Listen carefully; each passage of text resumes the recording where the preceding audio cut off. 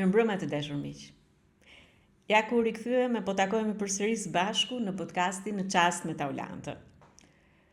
Ashtu siç e kemi bërë të ditur për ju që dëshironi të na ndiqni, dëshironi që të dini më shumë për mua edhe për të ftuarit e mi, këto ditë gjatë muajit prill, ky podcast do t'i dedikohet kandidatëve të koalicionit Euroatlantik. Pra, miqve të mi të cilët garojnë në listën e hapur të koalicionit Euroatlantik në mbar Shqipërinë. Në fakt, sot kam kënaqësinë ta ndaj këtë mbrëmje dhe këtë bisedë të dedikuar mbi integrimin europian edhe mbi çështjet e integrimit europian me një nga kandidatët tanë më simbol të këtij momenti. Është një djalë i cili vjen nga Shkodra. Ai ka lënë Vjenën përkohësisht për të kandiduar në këtë zgjedhje. Ai është një nga njerëzit që kur përmend Shkodrën, për mua më duket sikur ke thënë Franci, e kur përmend Francin në këtë moment kemi thënë Shkodra. Franc Shkëmbi, mirë se erdhe në podcast Në Çast me Taulantën. Shumë faleminderit Taulanta, mirë se u gjeta. Është një kënaqësi vërtet e veçantë për mua që të jem e ftuar në podcastin tënd, por mbi të gjitha ky bashkëbisedim simbolizon edhe frymën mes kandidatëve dhe ekipeve tona në çdo qark. Është vërtet kënaqësi bashkëpunimi me ju. Në fakt, ky ka qenë edhe qëllimi për t'i dhënë një energji të ndryshme, se gjithsesi lista e hapur e bën një lloj, po themi, edhe gare brenda nesh, po secili në këtë rrugtim ecën drejt një komunikimi qytetar, drejt një komunikimi me mbështetësit, me qytetarët, me ata që besojnë te kjo garë, jo si një garë personale, por unë besoj si një kontribut për të ndryshuar një politikë 34 vjeçare. Në fakt, të dashur miq, Franci është nga ata djemë të shkolluar në Perëndim. Ai është pedagog dhe ka mbaruar studimet për menaxhim biznesi dhe padyshim ka vijuar me to në marrëdhënie ndërkombëtare. Franc, ne jemi njohur herët bashk gjatë fushatave të viteve të fundit në Shkodër dhe unë kur kam marrë vesh që Franc Shkëmbi do të ishte një nga kandidatët tanë në Shkodër, të them të drejtën, kam ndjerë një lloj ngrohtësie dhe një lloj sigurie se ne do të kishim një përfaqësim shumë të mirë tek qytetarët, duke qenë se të gjithë emrat aty janë shumë të mirë, janë njerëz me integritet, njerëz që kanë përballuar beteja të rëndësishme politike gjatë këtyre viteve, por padyshim të sjellësh në Shqipëri, të sjellësh në Shkodër një kandidat i cili është jashtë Shqipërisë, është jo vetëm një simbol i asaj politike që ne duam të bëjmë, por padyshim është simbol i të ardhmes që ne duam të sjellim. Unë e shikoj shumë kandidimin tënd si një projekcion të ardhmes. Në fakt ne duhet luftojmë dhe duhet përpiqemi me vizionin dhe me punën tonë të sjellim të rinj këtu. Franc, çfarë të bëri ta pranoj këtë kandidim dhe të garosh sot në qarkun e Shkodrës për koalicionin Euroatlantik? Faleminderit shumë për këtë introduction vërtet simpatik që më bëre. Siç e thosha më parë, ne nuk na bashkojnë thjesht interesa karriere personale, por janë disa kauza që ne na kanë bashkuar prej vitesh. Ishte vërtet një kënaqësi të vlerësohesha me shpalljen si kandidat për listën e Shkodrës, pasi retorika ime, qëndrimet, konsistenca për gjatë gjithë këtyre viteve u shpërblyen me këtë kandidim, por vlerësim mbi të gjitha për kauzën që ne përfaqësojmë. Shtabet tona tashmë po lidhen, po bashkëpunojnë me njëri tjetrin për të ofruar këtë frymën e ekipit që ne e kemi në gjithë Shqipërinë, në gjithë listat tona. Ndërkohë, po e sjell shembullin e Shkodrës, shtabet e kandidatëve brenda koalicionit dhe partive të tjera faktikisht ato po luftojnë njëri tjetrin. E kjo tregon shumë, kjo flet shumë për ne. Ne jemi aty për një diçka më të madhe se vetvetja, por nëse secili nuk e jep kontributin e tij, këto gjëra nuk do realizohen. Edhe jam i gëzuar që unë i ftoj edhe votuesat e Shkodrës, i them, shikoni me vëmendje listat në çdo qark, shikoni Tiranën, shikoni Durrësin, shikoni Elbasanin, shikoni Korçën. Tek cilët persona, nga cilat parti, nga cilat koalicione, ku e gjeni ju veten?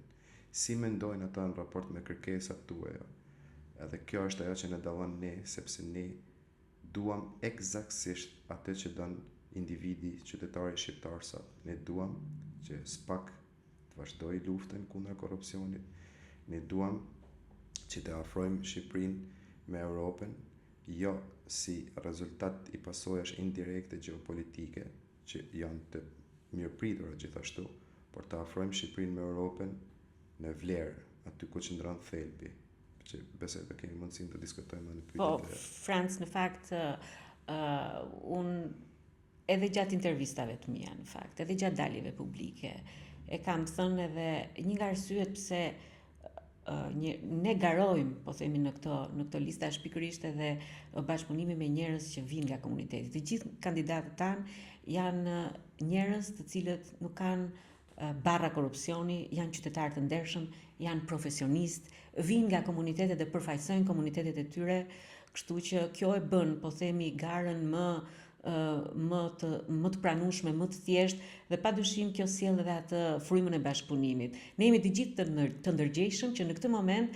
kjo garë, ashtu siç e the edhe ti, në fakt është një garë për te vetvetes, është një garë me një mision të caktuar, e cila nuk është thjesht gara, por është ndryshimi i vërtet. Pas 34 vitesh, shqiptarët nuk kanë më nevojë për rotacion. Besoj për këtë bëjmë dakord gjithë. Shqiptarët dhe Shqipëria ka nevojë për një ndryshim thelbësor.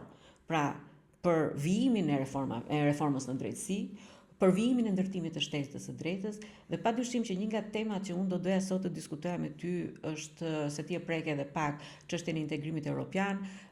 Edi Rama ka dalë dhe po ju kërkon votën shqiptarëve me një premtim që unë e kam quajtur edhe me ironi, në fakt pasaporta europiane duket si një ironi, me ironi e thënë, është një pasaporta europiane është një ëndër me sy hapur, sepse ne e dim që Edi Rama në 12 vite me zor arriti të hapte negociatat. Pra në 12 vite, shtoheshin gjithmonë në vite ato kushtet që Shqipëria kishte për të plotësuar. Dhe sot pretendon që për 2 vite do të antarësoj Shqipërinë në Bashkimin Evropian. Franc, unë dua të të bëj një pyetje direkte, pavarësisht se ne të gjithë duam që Shqipëria, ne jemi me shpirt edhe me zemër në Europë.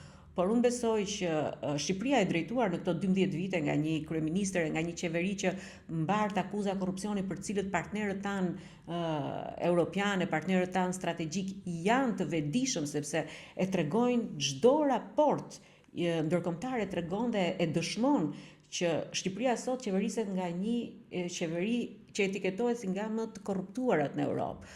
A mendon ti, Franc, që ky antarësimi i Shqipërisë në BE do të jetë vërtet një produkt i plotësimit të detyrave të shtëpisë që, le ta themi kështu më thjesht, edhe për qytetarët, apo do të vi, apo mund të vi si rezultat i një situate gjeostrategjike që lëvron edhe që është sot në rajonin e Ballkanit edhe në mbar Europën. Dua të ndaj me ty këtë mendim për 2 arsye. Para, sepse ju e njihni këtë fushën e marrëdhënieve ndërkombëtare, dhe e dyta, ç'është më e rëndësishme është që a duhet ne t'ju tregojmë shqiptarëve që në fakt ajo pasaporta që Edi Rama po ju tund përpara syve për t'ju, pasaporta europiane për t'ju marrë votën, nuk është vetë se po themi një pretekst edhe një gënjeshtër e radhësh, ashtu si në vite ai s'ka paraqitur programe të mirëfillta, por është një program ose një ofertë që ja u bën me gjithë të drejtën. Nesër do t'ju thot e ka fajin Bashkimi Evropian, ashtu siç para disa vitesh thoshte që ne i kemi bërë detyrat e shtëpisë, po është Bashkimi Evropian edhe janë situatat e ndryshme gjeopolitike që na pengojnë të antarësohemi. Desha ta di mendimin tënd për këtë pikë. Të dyja, edhe situata gjeopolitike edhe detyrat e shtëpisë kontribojnë, edhe të dyja merren në analizë, por nëse është njëra që është me të vërtetë e nevojshme, që kusht që po nuk u plotësua, nuk avancohet rruga e integrimit, është detyrat e shtëpisë. Sepse Bashkimi Evropian është një union që thelbin, bazën e tij ka në normativitet, në vlerat e demokracisë që ai rrezaton si aktor në fushën e marrëdhënieve ndërkombëtare. Pasaporta europiane për një shqiptar është ekuivalente me një dinjitet njerëzor që shqiptari i zakonshëm sot nuk e ka. Është ekuivalente me një demokraci përfaqësuese që ne fatkeqësisht sot e kemi vetëm letër. Është ekuivalente me barazinë në mundësi për çdo individ, që sot nuk vëhet re në shoqërinë shqiptare. Është ekuivalente me rendin ligjor. Ne gjithë e dimë, qytetarët shqiptarë përballen çdo ditë me mos funksionimin e rendit ligjor.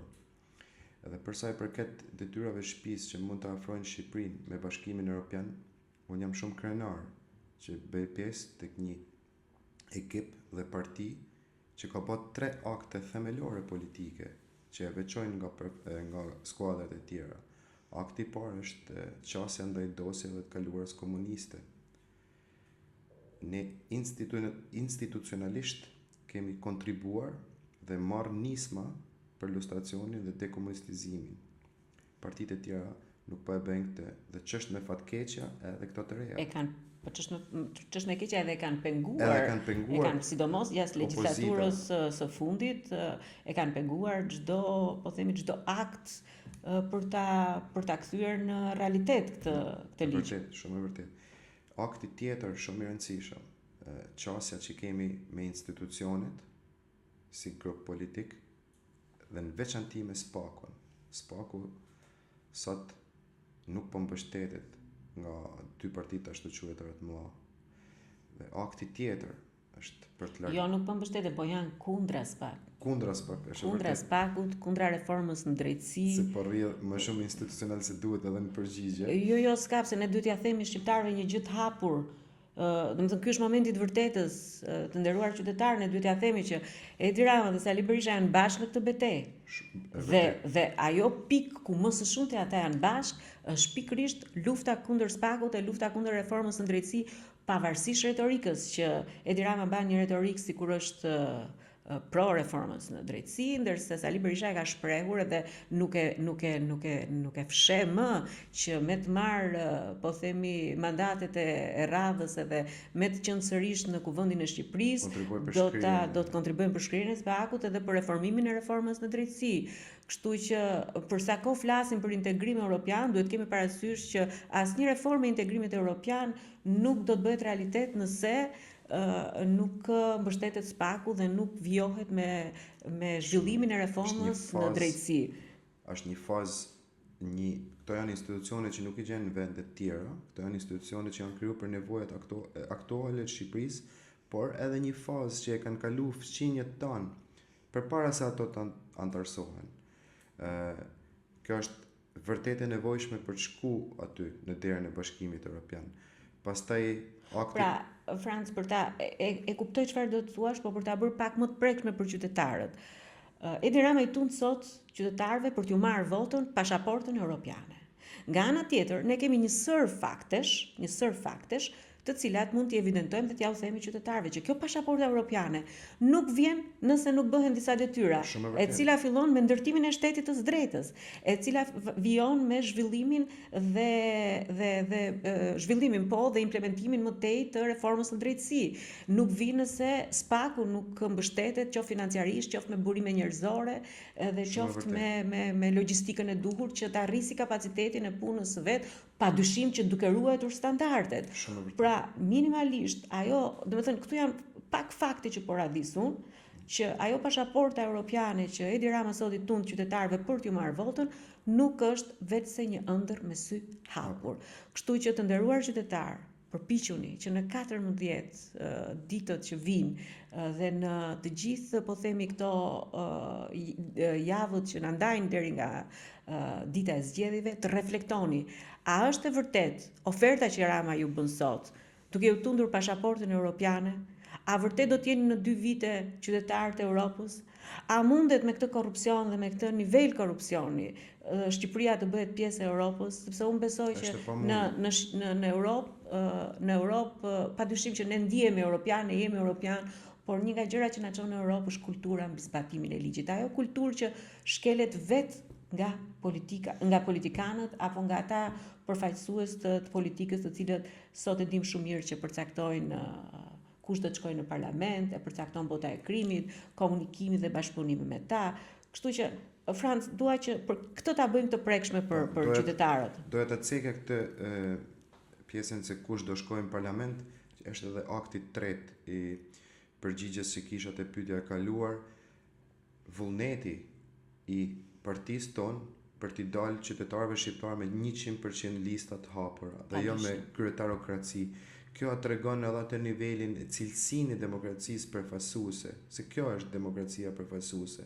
Në rast se Berishës klane familjare i përcaktojnë kandidat në qarqe të ndryshme, Edi Ramës klane kriminale e tjerë i caktojnë kandidat radhitjen, edhe kjo formulë që o meratu për mbylljen në lista ishte vërtetim i vullnetit tyre politik për ta kontrollu elitën e tyre që del nga listat e tyre, por edhe mungesa vullnetit për ta puthit këtë elitë me popullin, me qytetarin e zakonshëm. Unë jam shumë i gëzuar si populli ka më në fund mundësinë të identifikojnë në listat tona njeriun zërin e cilit e identifikon me interesat e tij më së shumti. Dhe kjo është një gjë tjetër pozitive. Pastaj, për t'ia përligj me shumë fjalë thjeshta, shkallën atë akselerimin e shpejtësisë drejt Bashkimit Evropian. Unë mendoj se do të hyjmë shpejt në Bashkimin Evropian, jo as shpejt sa thot kryeministri, sigurisht sepse kushti minimal janë ato detyrat. Bashkimi Evropian bazë gjatë rrugës së integrimit ka administratën publike, mungesën e presionit politik për të neutralitetin e saj. Këto edhe në numërimin e votave për votën e diasporës e caktunin komision bipartizan me numërues partish. Kjo është në flagrancë kundër çdo parimi Bashkimit Evropian. Në Bashkimin Evropian këto gjëra bëhen nga mësues të thjeshtë. Tjetra, mbrojtja e konsumatorit. Bashkimi Evropian është kampion sot në botë për cilësinë dhe kontrollet e ushqimeve. Dhe më lejo të kujtoj këtu që ne përpara disa ditësh u përballëm me një dukuriash negative siç ishin tonelata të tëra të mishit të pulur në salmonel. Aty do dile. Një skandal i përmasur të jashtëzakonshëm. Një skandal i tillë kur institucionet shtetërore përgjegjëse për mbrojtjen e konsumatorit në fakt duket se nuk funksionojnë në kohën e dur dhe është një anë negative të mos jenë ekspert, por çfarë bën këtë më të dyshimt dhe çfarë bën këtë më negative që e dëmton dy fish, qoftë shëndetin e konsumatorit, por sidomos lirinë e tregut edhe konkurrencën e lirë, është pikërisht që aludimet që këto institucionet përgjegjëse për të drejtat e konsumatorit dhe për shëndetin e konsumatorit duket sikur nuk janë në shërbim të qytetarëve, po janë në shërbim të pak njerëzve që kontrollojnë këto biznese. Dhe pyetja që bënin çdo ditë, çdo orë, javës që shkoi prindër të shqetësuar ishte çfarë po han fëmijët tanë? Çfarë po han prindrit tanë? Çfarë po ham ne? A mundemi ne me këtë standard të situatës që kemi në raport me të drejtat e konsumatorit, me cilësinë e ushqimeve dhe cilësinë e shërbimeve në fushën e industrisë ushqimore, të jemi pranë standardeve të Bashkimit Evropian? Me këtë gjendje, si ka sot Shqipëria në këtë realm, që sapo përmendëm, është e pamundur që ne të jemi pjesë e gjithë Bashkimit Evropian. Pastaj tek konsumatori, mbrojtja e konsumatorit ka të bëjë me një çështje tjetër shumë të rëndësishme, që Bashkimi Evropian nuk fut brenda aleat pa besueshëm ose aleat që kanë leaks në informacionet sensitive. Është shumë e thjeshtë sot për çdo njeri që përdor mirë kompjuterin nga gjithë bota, mund t'i zbërthejë dhënat sensitive për çdo qytetar shqiptar. Kjo është një tjetër fakt që është vërtetuar gjatë viteve të fundit. Informacionet sensitive po dalin në media, janë bërë publike. Kështu që pastaj për të mos fol për lirinë e mediave, ndarjen e pushteteve. Ne kemi dy përfaqësues të ashtu quajtur partive të masat që çdo ditë nga mjesin të darkë marrin përsipër detyrën për t'i treguar drejtësisë se çfarë ajo duhet bëj. Kjo është një tjetër gjë komplet në kontrast plot thellë me vlerat e Bashkimit Evropian. Shqetësimi i tyre është pikërisht se në këtë pikë ku ka arritur që padyshim ka shumë punë për të bërë reforma në drejtësi, por duket sikur në këtë pikë ku ka arritur me arrestimet e bujshme dhe me vendosjen përpara përgjegjësisë penale të një sër partnerëve politik të Edi Ramës e bashkëpunëtorëve, shokëve të Edi Ramës, le ta themi kështu, duket sikur të dy janë në halt madh, duan ta vendosin në kontroll atë reformën në drejtësi në hijen e standardeve dhe të ruajtjes së të drejtave të njeriu. Në fakt unë besoj se është pikërisht kjo. që edhe vitin e shkuar nevoja për të mbyllur listat, heqja e erësit fare, e mbyllja totale e 30% e vita është përkeqësuar formula, e cila në fakt u bën në emër të zbatimit të vendimit të gjykatës kushtetuese, e cila thoshte të rishikohet hersi. Në fakt nuk u rishikua, po u hoq fare hersi. Dhe ajo që unë po themi ndjekje që ardhe në këtë moment dhe e kam shprehur edhe në media është që si ka mundësi që nuk patën guximin partitë e reja që pretendojnë që janë kundra sistemit të dilnin dhe po themi ta zhbënin sistemin pikërisht në pikën e tij më kritike, listat e mbyllura. Pra këtë që bëm ne, se po ka një hap guximesh pikërisht që ne kemi dalë kundër sistemit dhe themi ne nuk i pranojmë listat e mbyllura, minimalisht duhet të ishin lejuar që secila parti të zgjidhte vetë ta mbante listën e mbyllur apo ta mbante të gjithën të hapur. Dhe kur e lexon situatën kështu pak më gjerë, ti kupton që edhe partitë vogla, të cilat kanë dalë me këtë kauzën kundra sistemit, në fakt janë nënshtruar sistemit pikërisht në pikën e tij më të. Shumë vërtetë. Pra, ti jesh, më fal, Franc, lutem ta mbaroj, pra ti jesh i ri, nuk do të thotë që je kundra sistemit realisht, sepse një i ri ka energjinë për të bërë atë që është ndaluar, por që shkon drejt të drejtës. Dhe po ka një gjë të drejtë. Në këtë moment është pikërisht gara me listat hapura, për t'i deleguar mundësinë qytetarit, për t'i dhënë qytetarit në dorë të zgjedhë ai përfaqësuesit e tij. Shumë e vërtetë. Franc, i gjithë podcasti ka një idejim që mbyllet në fund me një pyetje me spece kemi quajtur, edhe kemi përgatitur edhe një pyetje për ty. Të ftoj ta marrësh te kjo kuti. Një nga pyetjet që është aty. Por hajt mos jetë shumë e spec për ty. Faktikisht shumë me spec. Shumë me spec. Lexoj pak. Po do të lexoj. A do të lësh Austrinë për Shkodrën? Faktikisht për gjatë gjithë kësaj dekades fundit, kjo ka qenë edhe pyetja që unë i bëj vetes çdo ditë. Dhe qenia ime humane është ndarë në dysh. Shkodra plotson dhe kënaq zemrën, Vjena plotson dhe kënaq trurin. Dhe ky kandidimi imi ka pikësparit këtë qëllim, të kontriboj për nisjen e një procesi që të dy këto organe i bashkan Shkodrën. Dhe uroj shumë që kësaj t'i përgjigjen edhe qytetarët, shkodranët, ta vlerësojnë thellë edhe të reflektojnë gjatë javëve që kanë ngelur deri në ditën e zgjedhjeve, të mendojnë diçka, të mendojnë thjesht diçka. Cila është arsyeja që i ka bërë këto qytetarë me beku largimin e fëmijëve të tyre nga vendi jonë, i mrekullueshëm. Të mendojnë për çdo moment që janë ndjerë të pafuqishëm në dyert e institucioneve dhe zyrtarëve shqiptarë. E një më të madhi është fuqia e tyre dhe jo atyre që e keq përdorin. Franc, të falenderoj shumë për këtë mesazh.